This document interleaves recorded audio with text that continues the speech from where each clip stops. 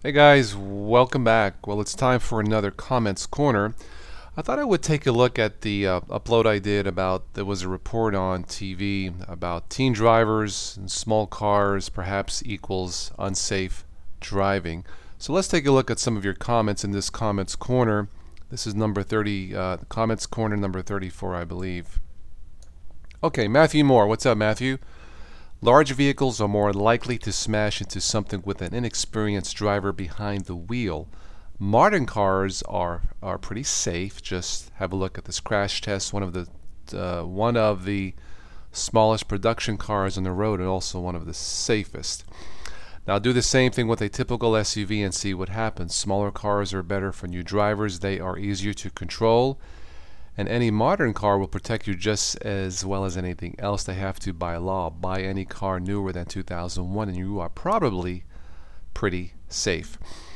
Well, I wrote down here, yep, it all comes down to the driver, but really for myself, and if somebody was to hit me, I think I would still feel safer in a larger car.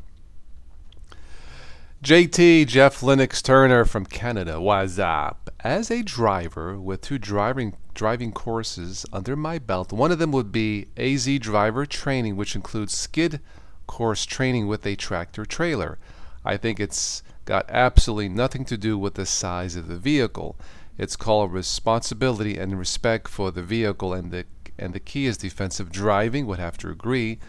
When I'm on the road, I always drive defensively. So do I, Jeff. Driving is a privilege, not a gimme.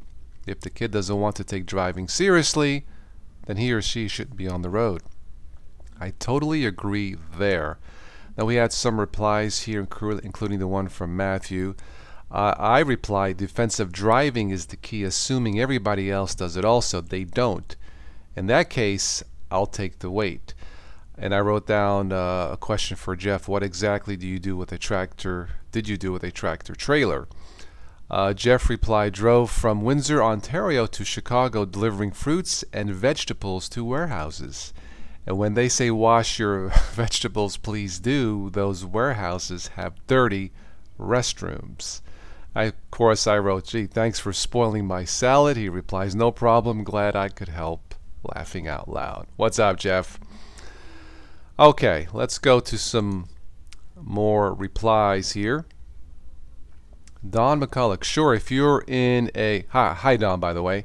Sure, if you're in a huge car truck, you are safer for those driving the smaller cars, but in my humble opinion, there's nothing wrong with small cars when people actually drive instead of embracing distractions. Yeah, I would definitely agree there. I wrote down, I've been hit before. I feel safer in a larger vehicle. That's the thing, though. It's just a feeling, he replies. Sure, you are safer if you ever get hit by something smaller than you vehicle-wise, but I don't feel that everyone needs to drive a 7-ton APC around town just to feel safe. And he writes down wild exaggeration. The real problem when it comes to vehicle safety is the driver rather than the vehicle. And it seems that people are more complacent to drive huge vehicles than actually maintain the discipline to drive properly. Hence why so many choose to drive distracted or just drive like an idiot. Yep, drive defensively, avoid idiots. All right. James 64468, I will disagree with that in a different manner. At the same time, the news agency that told you that is correct. Teens will have more accidents than adults will. Insurance for teens are very high. But at the same time, I have a horror story. When I was in sophomore in high school, I warned some friends not to go with the guy. I told that guy to slow down and not pass a bus. I did read the rest of this, James. I guess there was tragically someone passed away, some kind of car accident. If I read this correctly, very sorry to hear that. The only thing that I can reply here, and I did, it was never underestimate the power of stupidity. I drive like everybody else is brain dead. It's not true, of course, but it's the only way to be as safe as possible. So drive a little slower, don't text, don't speed, always be aware.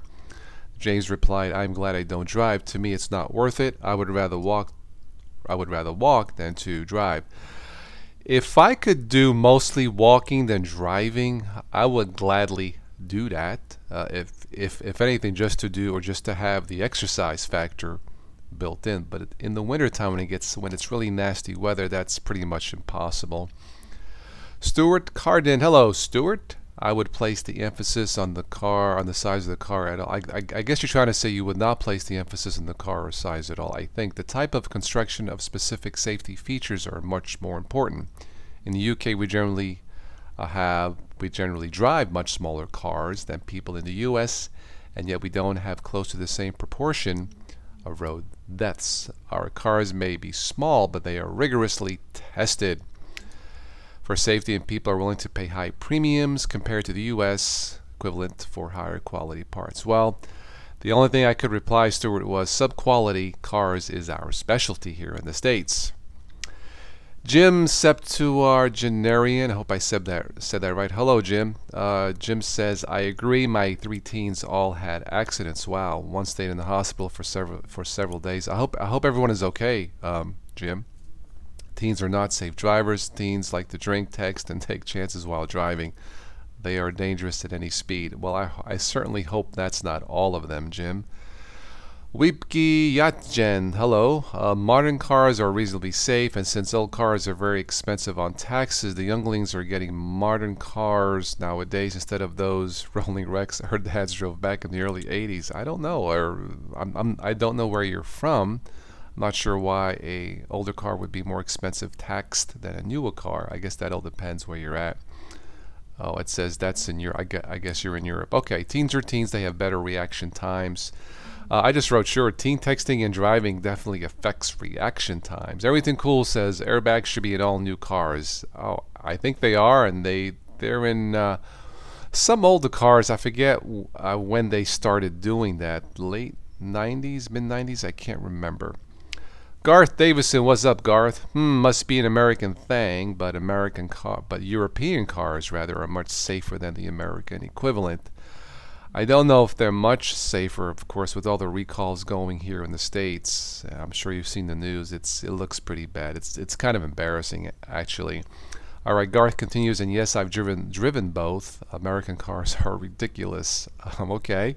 We as a people need to get away from the large and move to smaller, efficient, and safer cars. Putting a 17-year-old in a large SUV is not going to stop injuries. So please listen, America, teach your children how to drive properly like we do in the UK. I totally agree there. Dex True, what's up, Dex? I agree as well. Actually, I just made my license plate a year ago, but can't afford a car.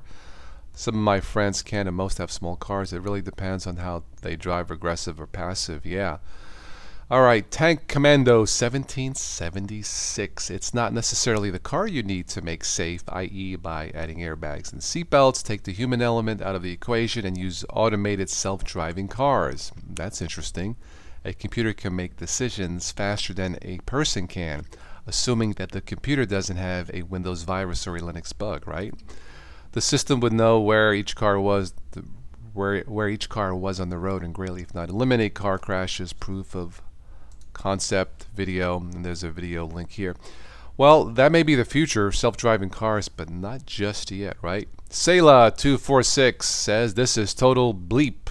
The first cars to have to receive a full 5-star car ratings in Europe were all small cars. And maybe your cars are better in Europe than they are here. I really don't know. Small cars have much less inertia, lower turning circle, faster deceleration, a much shorter braking distance, making them much safer. You can compare the safety ratings on most European, Asian hatchbacks versus SUVs and pickups on Euro NCAP. I'm not sure what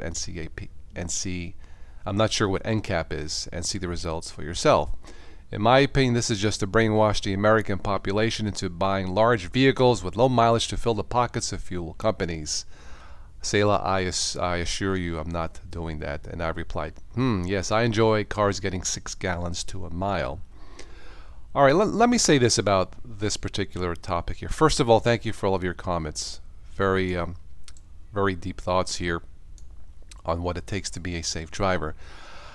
I believe in pure physics, or I'm a big fan of simple physics. If you're in a bigger car, Okay, if somebody hits you, but just for the sheer factor, I believe, of the weight of the car, I think that's going to protect you. Now, driving a large car does not give you the authority to drive like a moron. But if you're driving a small two-door sports car and you get hammered by a big SUV, in my opinion, I don't care how many safety features that car has. If that bigger car is going at a certain speed and hits you at a certain way, you may not have a chance to get out of it. I drive a mid-size SUV for the simple reason that, well, first of all, the power seat has a very good, comfortable power seat that was very good for my problematic back problem, which is getting better and better. But I do feel safer sitting higher. I got a better view of the road, and because the car is heavier than a lot of cars, yes, you do pay for it in more expensive, well, less gas mileage. And believe me, that's the last thing I want to do is pump more gas into the tank. But is my safety worth it? Is the quality of my back, comfort of my back worth it? I would have to say yes. But then again, strictly my opinion, in any car, I would have to agree with you guys. Ultimately, it's up to the driver to be as safe as possible, and don't stinking text and drive. I see this almost every day. This is from the adults, not the kids. So if the adults don't practice what they preach, yeah. All right, finally, as a reminder, you have 1 day left or less, depending when you see this. The latest poll: do you play Linux or Windows games? And don't play this while you're driving. You have a choice of Linux, Windows, or both. Yes, Windows, Windex, and both. No, you have a choice of Linux, Windows, or both. So far, the results are, looks like a lot of you do what I do and play both Linux and Windows games. Alright guys, that's it. Thank you so much for watching and listening, and as always, I will catch all of you sometime in the future.